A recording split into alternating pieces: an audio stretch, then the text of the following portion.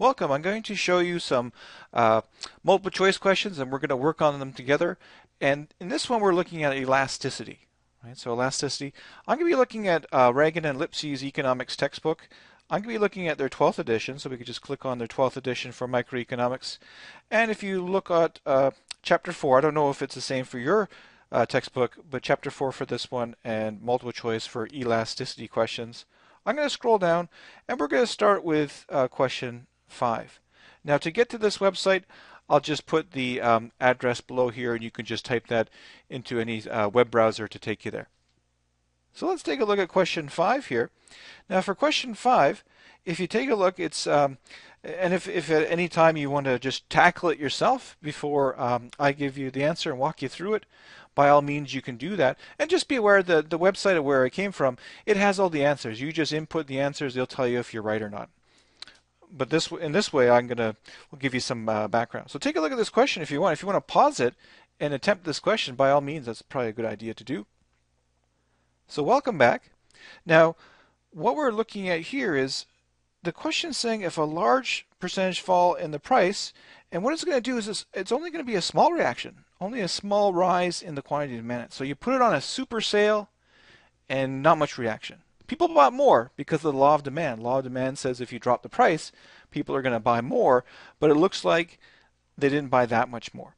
All right, so let's look at our equation for elasticity. Now this symbol for elasticity may be different in your book, but elasticity, the price elasticity of demand is going to measure the percentage change in quantity demanded divided by the percentage change in price. That's our definition of how we calculate elasticity.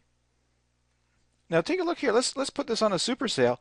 Let's take a 50% off. And that's a great sale. People should be really ecstatic about it, but when you look at the sales figures, they only sold 10% more. Not that great. Not that great.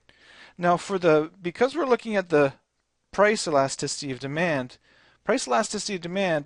is always going to be negative because of the law of demand. But we don't worry about the negativity. We take what we call the absolute value of it.